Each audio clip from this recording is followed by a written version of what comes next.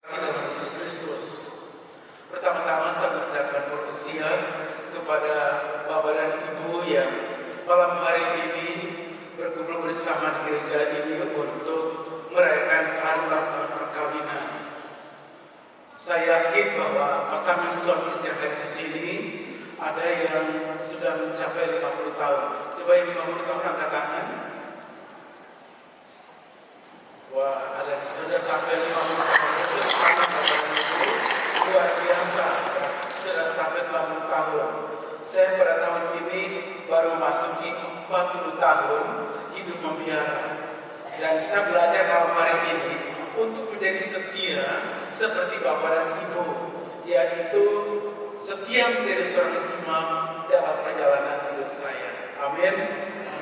Nah, Bapak Ibu saudaraku sekalian yang saya kasih dalam Yesus Kristus, pasangan suami istri mereka merayakan 25 tahun perkawinan mereka, dan semakin romantis, maka mereka ingin quality time. Tidak mau membawa anak-anak atau cucu pada saat merayakan wedding anniversary.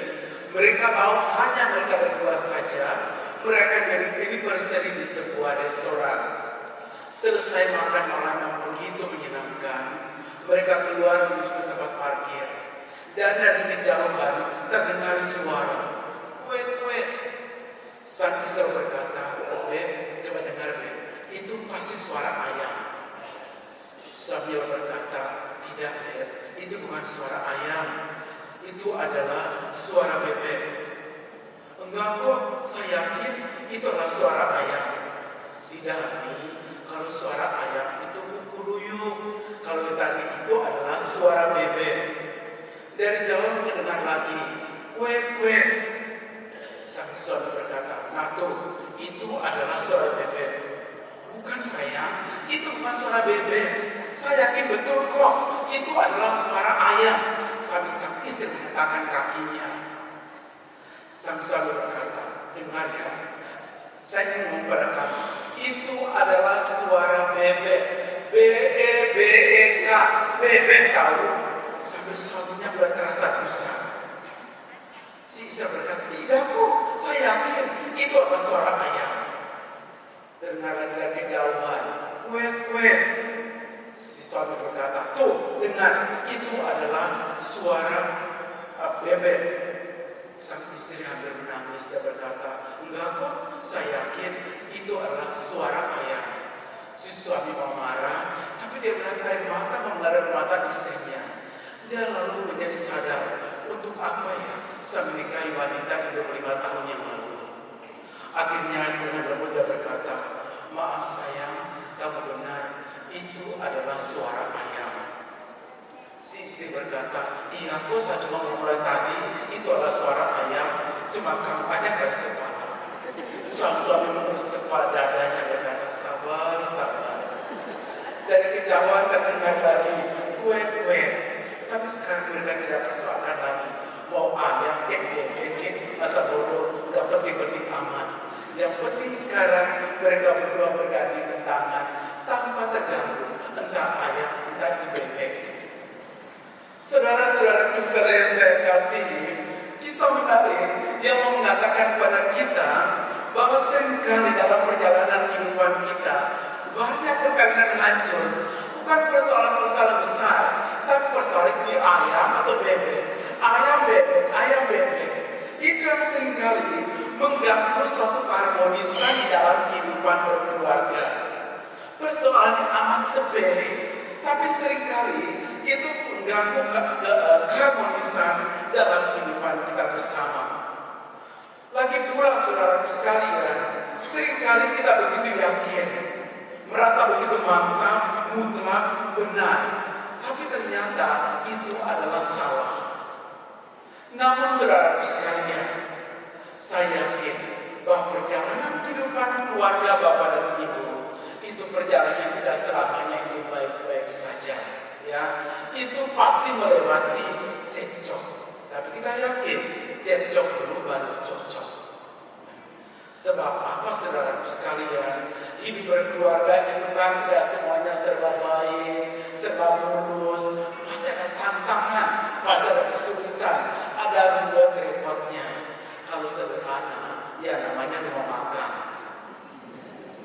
Oleh karena itu, saudara sekalian saya kasih, malam hari ini kita semua ingin merenungkan bagaimana perjalanan keluarga kita menjadi bahagia.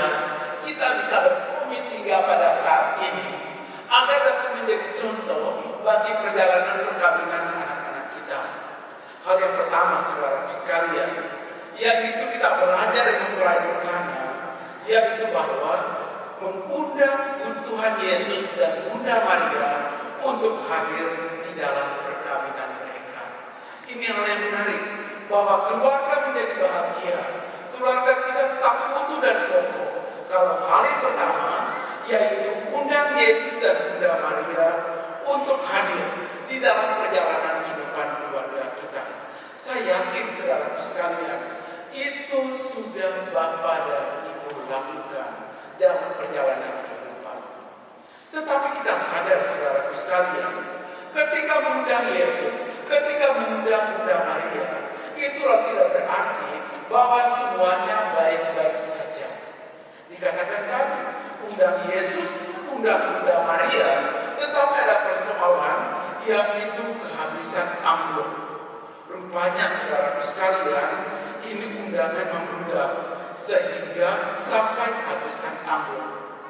Tapi menarik, dalam situasi seperti itu, Bunda Maria tidak malu-malu untuk datang kepada Yesus dan berkata, mereka kehabisan amplop. Inilah yang kita lihat dari Bunda Maria, yaitu dia undang Tuhan, ya, untuk membuat mujizat tersebut. Hal pertama kita belajar di sini, saudara-saudara sekalian, mengundang Tuhan artinya benar-benar menyadari kehadiran Tuhan di dalam kehidupan kita. Mengundang Tuhan artinya di dalam kehidupan keluarga penting adanya keintiman dengan Tuhan melalui doa. Itulah saudara sekalian yang kita belajar dari bacaan ini. Hal yang pertama yaitu mengundang Tuhan dalam perjalanan kehidupan kita. Cara kita menemui Tuhan, doa, baca firman Tuhan, ya, ke gereja pada hari Minggu, bersekutu dalam kegiatan lingkungan kita. Itulah cara bagaimana kita undang Tuhan di dalam kehidupan keluarga kita.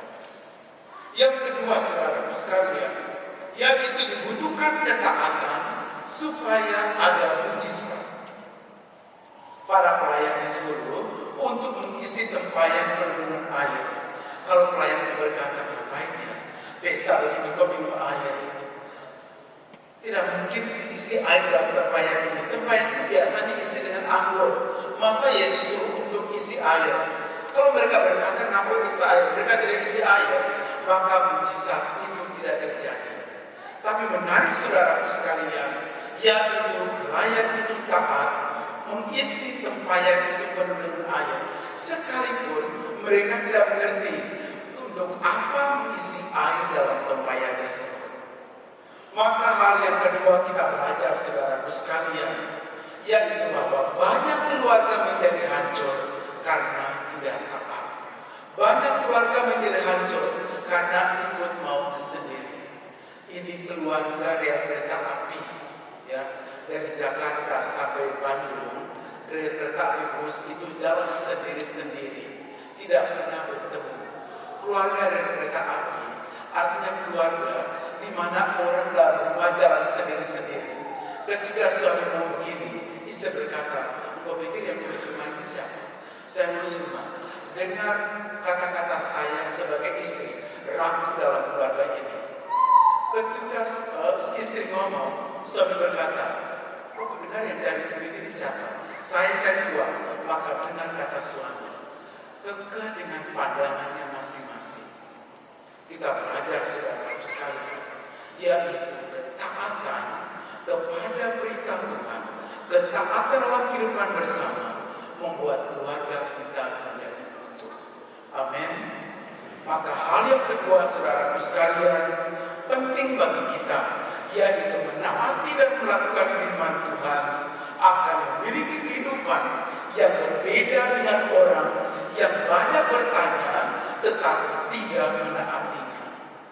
Yang ketiga, saudara sekalian, Yesus sanggup untuk mengubah air tawar menjadi anggur yang manis dan menyenangkan. Bagaimana ini mungkin, saudara sekalian? Bagi Yesus, saudara sekalian, tidak ada yang mustahil. Betapa dalam perjalanan kehidupan keluarga ada tawar-tawarnya, ya. Kehabisan, kita ada kehabisan kasih, kehabisan kesabaran, ya. Ada tawar hati. Kita mengalami itu dalam perjalanan kehidupan kita. Dan di tengah segala situasi seperti itu, Yesus sanggup untuk mengubah air menjadi anggur. Dia juga sanggup untuk mengubah hidup kita yang tawar-tawar tadi menjadi kemanisan. Asal yang penting saya katakan tadi, yaitu mengundang Tuhan untuk hadir di dalam perjalanan kehidupan kita. Tawar-tawar itu pasti ada, saudara sekalian, karena kehidupan berkeluarga itu ada misteri 666. Kalau baca kitab Wahyu ada angka 666. Itu berarti terjadi pertempuran di lembah Armagedon. Sudah pernah berbicara kalian? Itu ada lembah Armagedon. Kalau kita ada Gunung Tabor, melihat lembah Tabor itu subur. Kalau ada pertemuan lembah Armagedon, itu berarti terjadi kiamat. Dalam keluarga juga ada 666, ya, 6 minggu, 6 bulan, 6 tahun. 6 minggu kirim SMS, ya. Maaf Ben, saya pulang terlambat karena masih membeli martabak kue kesayanganmu. SMS tulisnya lengkap, itu 6 minggu. 6 bulan SMS-nya berbunyi MCT BGT di JLN, macet banget di jalan, SMS sudah disingkat. 6 tahun SMS-nya berbunyi Bawen, itu kirim SMS. Bagaimana kalau tidur malam? 6 minggu pertama, selamat tidur Hani, mimpi yang indah ya, beri ciuman. Itu 6 minggu pertama.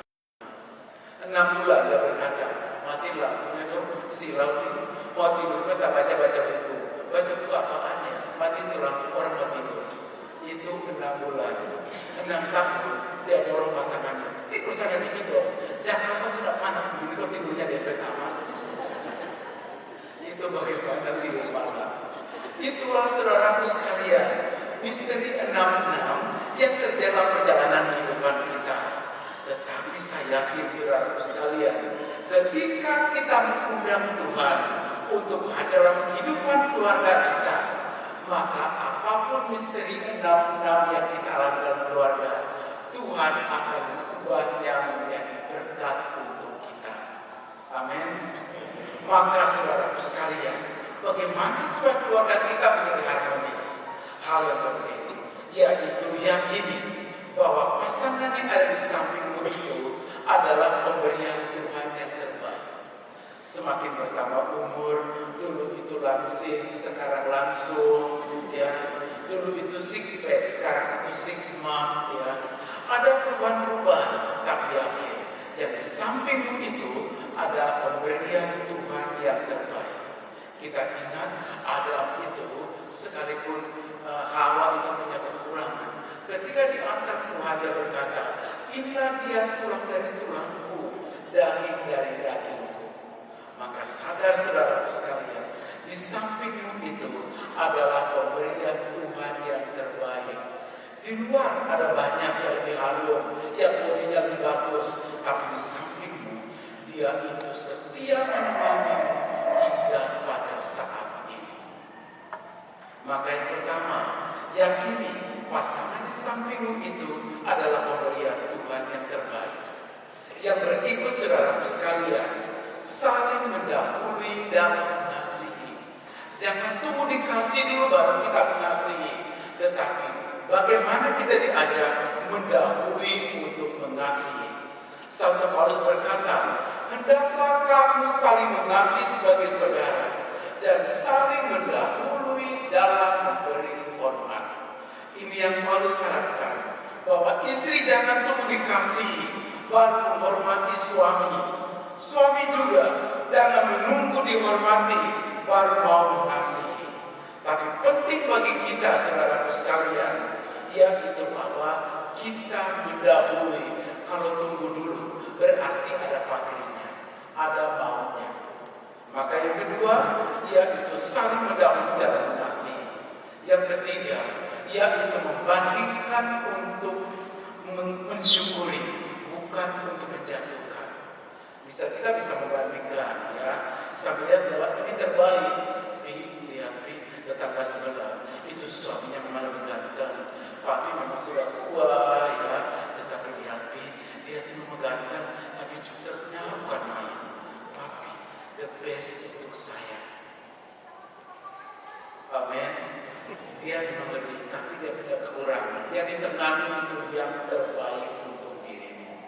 Membandingkan bukan untuk menjatuhkan, tetapi untuk mensyukuri. Dia itu terbaik untuk. Dan yang terakhir, mengucap syukur. Penting untuk mengucap syukur dalam kehidupan kita. Bersyukur bahwa yang Tuhan berikan kepadamu ini adalah yang terbaik. Bersyukur punya anak-anak, mantu, cucu-cucu yang menghiasi kehidupanmu hingga pada saat ini. Bersyukur itulah yang membuat hidupmu menjadi bahagia. Akhirnya sebagai penutup suatu pantun untuk Bapak dan Ibu, jangan lupa minum teh manis supaya tebar senyum tambah manis. Buang tatapan sinis sehingga hidup terasa manis. Ciptakan suasana humoris dan harmonis. Jangan kebanyakan promis. Jangan pesimis supaya masa depan lebih manis. Salam dari pastor yang tidak ada manis-manisnya ini. Untuk Bapak dan Ibu,